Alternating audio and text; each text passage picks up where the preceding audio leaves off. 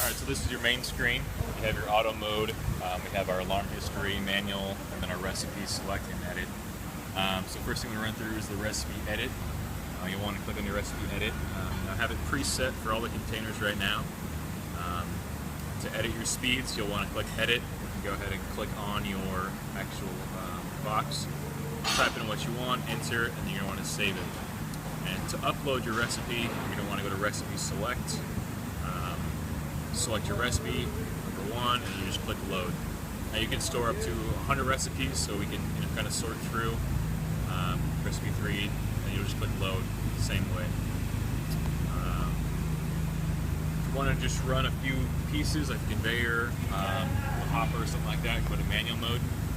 You'll want to click in, so manual mode pops up. That means you're in manual mode. We can adjust our height of the machine up and down here. Our conveyor, we can start and stop. Our spacer and our HES, we can start and stop. Okay. If you want to run an auto mode, you want to make sure you exit out of manual mode. So it says auto mode.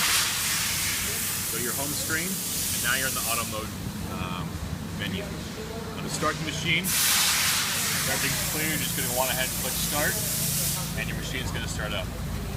I'm just going to wait until you have 4 bottles lined up in order to index and start the action. Now to adjust your down pressure for your capping, you're going to want to click here on down pressure, and this is in PSI.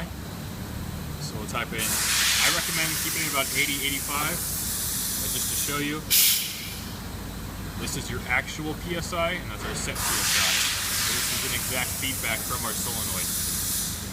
Our encoder counts, this is actually the count steps to when the actuators will close. So for the small bottles, it should be set at 2200. For the large container, it'll be set at 2400. And that's about it. Don't start, stop. It's as easy as that.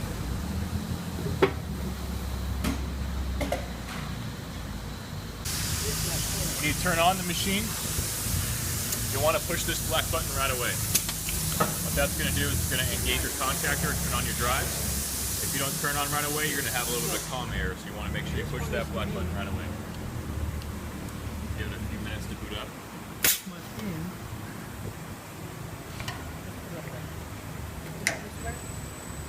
A big one or a little? Big one. If you see your spacing wheel turning when you turn it on, it's just finding its home. So it's going to hold itself. Now let's say we're running and you open a door. You're going to get an error on the screen as this door opens. It's going to throw out all the air for safety. So to re-engage it, we're going to acknowledge. Hit the black button again. That's going to reset everything. You want to go back to your alarm history. Reset fault. Clear all items. And now all your faults are reset. And same thing for the E-step. You're going to run through the same steps. Alright, so to check your height, you want to make sure all the air is out of the machine. You want to go ahead and place your cap in the chuck, bring it down all the way, and you can see where I have this adjusted. You're going to want it about just about a quarter of an inch below the top of the neck. That's going to ensure that the cap can press all the way down into the bottle, and that's about it.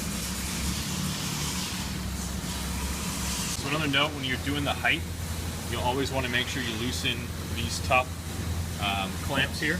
We got 1, 2, 3 on each side. You'll want to go ahead and loosen those before you do any height adjustments. Otherwise, you're going to fault out your motor when it's going to try to raise up. So as soon as you set your height, you want to bring them all the way back down and torque them down to the proper settings. So currently these rails are set for the medium-sized bottle. To change over to the larger bottle, you want to go ahead and add in your spacers. So you'll unbolt right here, take your railing off. Then we'll want to head and add in your adapter piece here. You're going to thread it onto the top, and you're going to put your existing rail on top of this piece. That's going to raise your bars up to the proper height for the gallon jug.